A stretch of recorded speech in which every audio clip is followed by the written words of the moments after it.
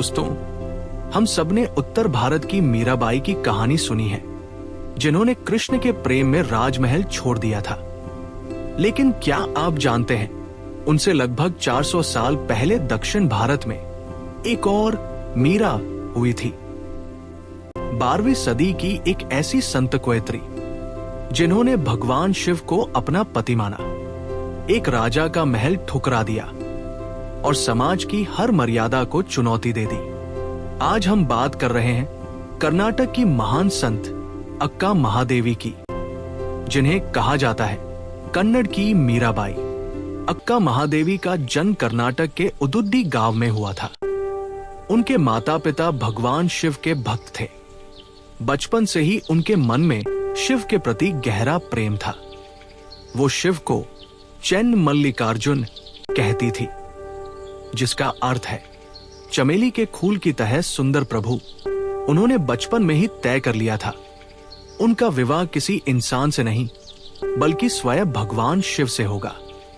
ये सिर्फ भक्ति नहीं थी, ये था माधुर्य भाव, जहां भक्त खुद को ईश्वर की पत्नी मानता है। लेकिन कहानी में मोड़ तब आया जब उस क्षेत्र के राजा कौशिक की नजर उन पर पड़ी। राजा उनकी सुंदरता से मोहित हो गया और उनसे विवाह करना चाहता था। कहा जाता है कि अक्का महादेवी ने विवाह के लिए कुछ शर्तें रखी कि उनका आध्यात्मिक जीवन बाधित नहीं होगा।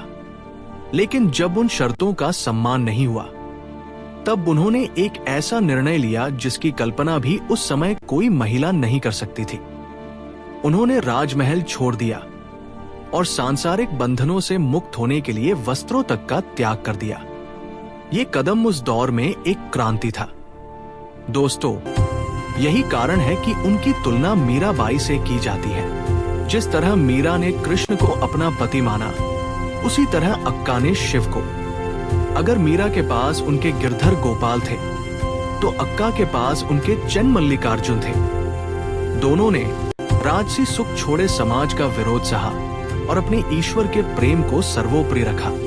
महल छोड़कर अक्का एक भटकती हुई तपस्विनी बन गई। इस दौरान उन्होंने जो कविताएं लिखी, उन्हें वचन कहा जाता है।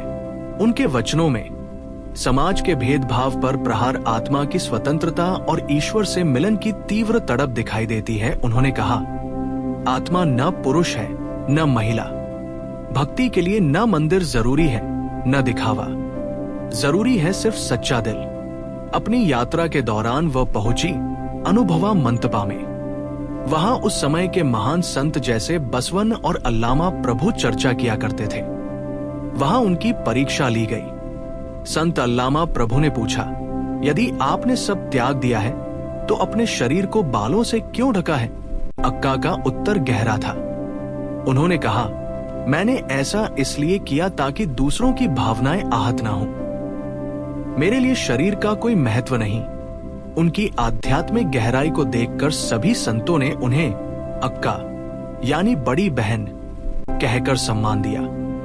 कहा जाता है कि उनकी आध्यात्मिक यात्रा श्रीशैलम के जंगलों में समाप्त हुई, जहां वे अपने प्रभु चैन मल्लिकार्जुन में हमेशा के लिए विलीन हो गई। दोस्तों, अक्का महादेवी की कहानी सिर्फ भक्ति की कहानी नहीं है, ये कहानी है आत्मसम्मान की, आध्यात्मिक स्वतंत्रता की और समाज की जंजीरों को तोड़ने की।